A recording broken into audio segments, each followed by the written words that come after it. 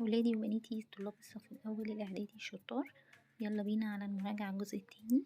وما تنسوش تعملوا اشتراك عشان هنراجع الجغرافيا مع بعض، وما تنسوش كمان تفعلوا الجرس عشان يجيلكوا إشعار أول ما ننزل الجزء اللي بعده، وهنراجع إن شاء الله الجغرافيا مع بعض. السؤال الأول بيقول زي ما اتعودنا في الجزء الأول، وهسيب لكم اللينك بتاعه في صندوق الوصف تحت، إن احنا بنقول السؤال وبعديه بتظهر الإجابة. أول سؤال بيقول ملك مصر العليا والسفلى زي فوازير كده، مين اللي ملك مصر أو مسك حكم مصر العليا والسفلى؟ وملك ليه اسم مين؟ هنقول عروستي. هو الملك نعرمر. برافو عليكم كلهم بيحيوكوا اهو، انت شاطر. السؤال اللي بعده نسر الجنوب وثعبان الشمال، مين الملك ده؟ طبعا هو برضه الملك نعرمر، اللي هو الملك مينا موحد القطرين يا ولاد. صاحب التاجين مين؟ برضه يا ميس هو نعرمر الملك مينا. برافو عليك، بس مش كل الجزء عليه. الملك المحسن المحبوب، مين الملك المحسن المحبوب؟ مش نعرمر، ما تخافوش، هو الملك سنفرو. شاطرين، انا سامعة كتير جاوب صح. الملك سنفرو. طب مين هو ابن الاله رع؟ الملك أسر كاف. ماشي، ده هو كان بيطلق عليه ابن الاله رع. طيب بعد كده في مين هم الملوك الرعاة؟ مين هم اللي أطلق عليهم الملوك الرعاة؟ طبعا هم الهكسوس. برافو عليكم يا ولاد. في السؤال اللي بعده بيقول إلى من تنسب الأعمال الآتية، يعني هقول لكم إيه هو العمل وانتوا تقولوا لي تنسب لمين أو مين اللي عمله. وحد مصر كلها شمال وجنوب عام 3200 قبل الميلاد. الملك اللي احنا عمالين نجيب اسمه. برافو عليك يا ولاد، نعرمر أو الملك مينا. السؤال اللي بعده بنى ما عرف بقلعة الجدار الأبيض، مين هو؟ برافو، نعرمر برضو اللي هو الملك مينا، عمل حاجات كتيرة أوي معانا الملك مينا. شيد الهرم المدرج بسقارة، معروف جدا. زوسر هو شيد الهرم المدرج. طيب قام ببناء هرمين له في دهشور على بعد 7 كيلو في مطرات من سقارة، مين الملك اللي بنى الهرمين؟ شاطرين يا ولاد، هو الملك سنفرو. طيب السؤال اللي بعده بيقول بنى الهرم الأكبر أحد عجائب الدنيا السبع، معروف قوي، هرم خوفو، أول هرم وأكبر هرم. طيب اللي بعده شيد معابد الشمس في أبي سير، مين اللي عمل معابد الشمس؟ طبعا الملك أسر كاف وخلفائه. نقل عاصمة البلاد من طيبة إلى أسبتاو، مين؟ أمنحتب أمنمحات الأول. برافو عليكم. طب مين اللي شيد قلعة قمنة وسمنة، قلعتي قمنة وسمنة؟ الملك سنوسرت الثالث. برافو عليكم. طيب مين اللي حفر قناة سيسوستريس لتصل بين البحر الأبيض والمتوسط الأحمر والمتوسط؟ برافو، سنوسرت الثالث برضو. مين قائد حرب المرحلة الأولى في حرب التحرير وقتل وهو بيحارب الهكسوس؟ الملك سفن رع. معلش يا ولاد اعذروني لو كنا بنجري في الأسئلة شوية، بس عشان المراجعة دي أخدت 14 دقيقة تقريبا أو أكتر، يعني ربع ساعة، فعشان ما تزهقوش، وعشان كمان لسه عايزة أعمل لكم جزء تاريخ، فمش عايزاكم تزهقوا. مين اللي أقامت مسلتين شاهقتين في معبد الكرنك؟ مسلتين وعملت رحلتين. برافو، هي حتشبسوت. تمام. طيب الأسئلة اللي بعد كده، السؤال بيقول انتصر على أمير قادش في معركة مجدو، مين؟ تحتمس الثالث. بصوا يا ولاد، لو حاسين ان احنا شوية بنجري في الأسئلة، ممكن تعيدوا الريكوردر أو تعيدوا الفيديو ده أكتر من مرة، كتر سمع الأسئلة هيخليكم تعرفوها. طيب إلى من تنسب عقد معاهدة سلام مع الحيثيين؟ مين الملك اللي عقد معاهدة سلام مع الحيثيين؟ برافو عليكم، أنا سامعة ناس جاوبت، هو رمسيس التاني. برافو عليكم. طب اللي بعده أول من قام بثورة دينية لعبادة إله واحد، مين هو؟ برافو، أمنحتب الرابع. طيب ناخد السؤال اللي بعده يلا بسرعة. بنى مدينة أخيتاتون واتخذها عاصمة للبلاد. أمنحتب الرابع. شاطرين، كتر إعادة الأسئلة هتخليكوا تحفظوها. هزم الليبيين عند وادي النطرون. رمسيس التالت، برضو عمل حاجات كتيرة معانا. طيب هو نفس السؤال اتكرر، معلش. اللي بعده أسس الأسرة 26 وقام بطرد الآشوريين من مصر الملك أبسماتك الأول. برافو. نوع الأسئلة التاني بيقولك بما تفسر، يعني ليه أهمية اكتشاف النار في العصر الحجري؟ استخدامها المصري في طهي الطعام، ابتدى يعرف ازاي يسوي الأكل بتاعه وازاي يعمل اللحوم وابتدى ياكل، فاكتشاف النار أفادته.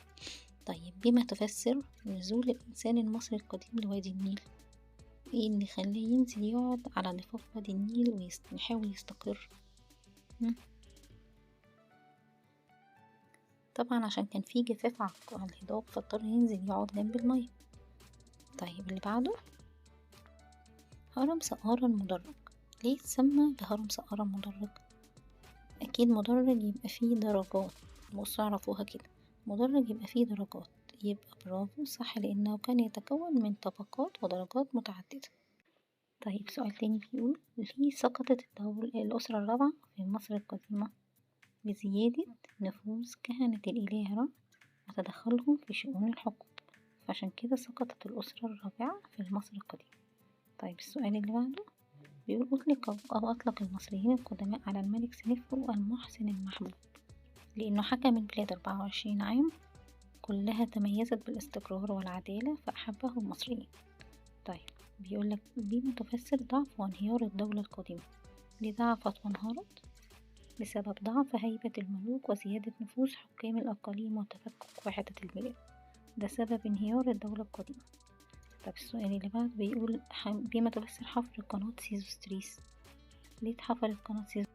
لربط البحرين الأبيض والأحمر عن طريق نهر النيل. طيب بما تفسر إقامة أمن محات الثالث سد اللاهون، ليه عمل سد اللاهون أمن محات الثالث؟ طبعا سد عشان يحمي المية أو يحوش المية، فهو نحاول يعمل السد ده لتنظيم الري والتوسع في الزراعة عشان يقدر يكون في مخزون مية يستخدمه وقت الجفاف. طيب السؤال اللي بعده بما تفسر أقام أمن محات الثالث مقياسا للنيل عند الجندل الثاني، ليه؟ لتحديد المساحات المنزرعة وتقدير الضرائب. طيب السؤال اللي بعد كده بما تفسر أطلق المصريين القدماء على الهكسوس الملوك الرعاة، ليه قالوا عليهم كده؟ لأنهم كانوا قد احتلوا البلاد دون وجه حق، وفي بعض الإجابات بتقول إنهم كانوا بيرعوا الأغنام. تمام.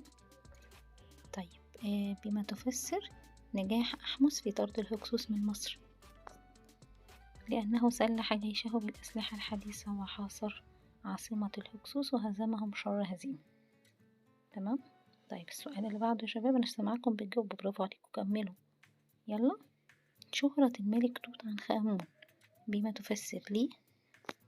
بسبب اكتشاف مقبرته عام 1922 والتي تدل أو تحوي محتويات على عظمة الفن المصري القديم، يعني اكتشفوا المقبرة بتاعته كانت فيها محتويات غنية جدا بتدل على عظمة الإنسان المصري القديم.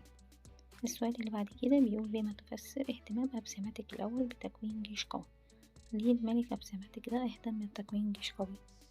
هنقول الإجابة لكي يسترد لمصر حريتها واستقلالها. تمام يا شباب. في نوعية تاني من الأسئلة هنبتدي فيها دلوقتي كلكم بتحبوها، اللي هي من النتائج المترتبة على، ايه النتيجة اللي ترتبط على استقرار المصري في القديم، يعني في العصر القديم في على ضفاف النيل؟ أولا عرف الزراعة فاتيحة الحبوب، تاني حاجة ربى الماشية أمان أو عمل مسكن ليه، صنع النسيج والملابس من الكتان. دي النتائج لما هو استقر على وادي النيل. صنع الأواني كمان الغذائية. طيب ايه النتائج المترتبة على نجاح الملك مينا في توحيد مملكتي الشمال والجنوب عام 3200 قبل الميلاد؟ ايه النتائج اللي ترتبط على كده؟ النتيجة انه أقام العاصمة الموحدة منف وأسس الأسرة الأولى. تمام، هي دي النتيجة المترتبة على توحيد الملك مينا للقطرين. طيب ايه النتيجة المترتبة على زيادة نفوذ كهنة الإله رع؟ خدوا بالكم احنا خدناها في الأسرة في الجزء الأول في ايه اللي أسقط الأسرة الرابعة؟ قلنا عشان زيادة نفوذ كانت الإله رع. طب دلوقتي بنقول لما زادت النفوذ حصل ايه للأسرة؟ يعني نكون حافظين السؤال كده أو كده، هنبقى هنكتب الإجابة على طول احنا حافظينها كلها. هنقول لما زادت نفوذ كهنة الإله رع سقطت الأسرة الرابعة وكمان تولى أسر كاف حكم مصر وأسس الأسرة الخامسة. طيب النتيجة المترتبة على ظهور أسرة أهنسيا في عصر الإضمحلال الأول، اللي حصل إنهم طردوا الغزاة الآسيويين من البلاد وأعادوا الاستقرار للبلاد. في حاجة تالتة يا ولاد؟ يا ميس في حاجة تالتة. طب ايه هي؟ إنها تأسست الأسرتين التاسعة والعشرة. أهنسيا تأسست الأسرتين التاسعة والعشرة. طب ايه النتائج المترتبة على إنشاء الملك سنوسرت الثالث لقلعتي قمنة وسمنة؟ ايه النتائج اللي ترتبط لما الملك سنوسرت بنى القلعتين دول؟ هنقول بكل بساطة إن ده نتج عنه تأمين حدود مصر الجنوبية. نكمل يا ولاد. ايه النتائج اللي ترتبط على إساءة الهكسوس معاملة المصريين؟ لما الهكسوس أساءوا معاملة المصريين ايه اللي ترتب عليه؟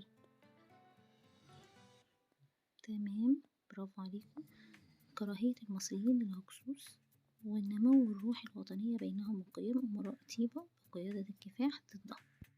بصوا يا ولاد، أنا حاسة إن الجزء هيطول عليكم لو رجعنا أكتر من كده، فهنقف لغاية هنا وهنراجع باقي التاريخ في الجزء التالت بإذن الله. وما تنسوش إن شاء الله لو خلصنا ال3 أجزاء وراجعتهم إن شاء الله الامتحان مش هيخرج عنهم. بس ما تنسوش تشتركوا وتفعلوا الجرس من العلامة اللي مكتوب عليها اشتراك أو سبسكرايب جنب اسم القناة، وتفعلوا الجرس عشان يوصل لكم كل جديد. ما تنسوش تكتبولي في التعليقات لو عايزين مراجعة جغرافيا، واشوفكم في الجزء التالت. باي باي.